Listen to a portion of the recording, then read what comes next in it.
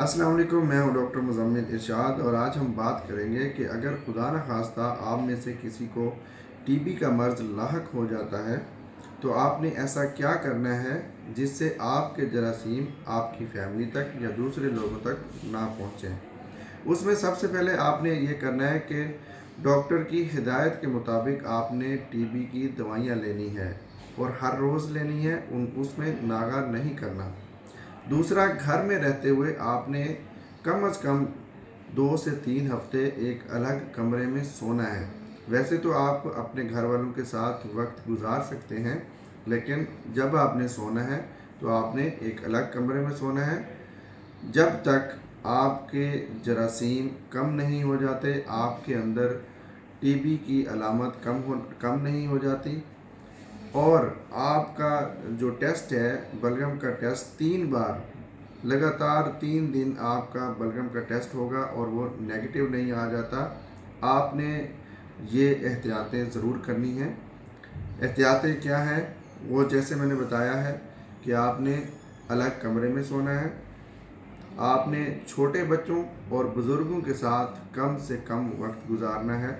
छोटे बच्चों से मुराद 5 साल से कम उम्र के बच्चे, और जो बड़े लोग हैं वो 60 साल से ज़्यादा उम्र है, या वो लोग जो कैंसर के मरीज़ हैं या जिनको HIV हो गया है या जिनकी क़ुव्वत मुदाफ़अत कमज़ोर है, उनके साथ आपने कम से कम वक्त गुजारना है।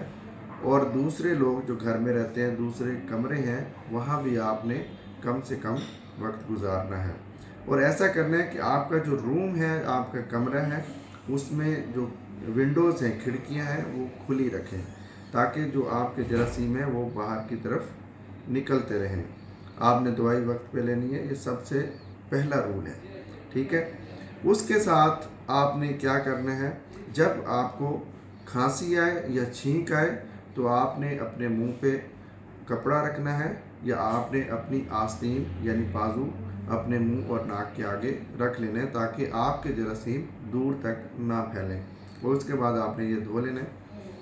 इसके अलावा आपने ऐसी जगहों पे नहीं जाना जहाँ लोग ज़्यादा हैं, गैदरिंग है, यानी आपने जॉब पे नहीं जाना, अपने काम पे नहीं जाना, आपने लाइब्रेरी नहीं जाना, आपने शॉपिंग मॉल नहीं जाना, आपने अपनी इबादत गाह में नहीं जाना, चाहे वो आपकी मस्जिद है, आपका मंदिर है या कलीसा है, आपने वहाँ नहीं जाना जब तक आपके अंदर टीबी के जरासीम है। इसके अलावा आपने होटल्स में नहीं जाना, आपने कॉफ़ी शॉप पे नहीं जाना, शॉपिंग मॉल्स पे नहीं जाना, आपने मूवी थिएटर में नहीं जाना। इसके अलावा आपने पब्लिक ट्रांसपोर्ट पे सफ़र नहीं करना। अगर आपको सफ़र करने की ज़रूरत पड़ती है तो आपने अपनी अलग से सवारी लेनी है। और जब आपने डॉक्टर के पास जाना है तो आपने मास्क लगा के जाना है, ठीक है। तो ये चीज़ें आपने करनी है, और इसको हम आइसोलेशन का नाम देते हैं। ये आइसोलेशन ऐसी नहीं है जैसे कोरोना की जो आइसोलेशन होती थी वो तो बहुत सख्त होती थी, लेकिन ये इतनी सख्त नहीं है। आप अपनी फैमिली के साथ वक्त गुजार सकते हैं, लेकिन आपने ये थोड़ी बहुत एहतियात करनी है। छींक आए, खांसी आए, आप अपने मुंह और नाक पे कपड़ा रखें, और ज़्यादा देर जो छोटे बच्चे हैं और बुज़ुर्ग, उनके साथ आपने वक्त कम से कम गुजारना है। और ये चीज़ आपने कब तक करनी है?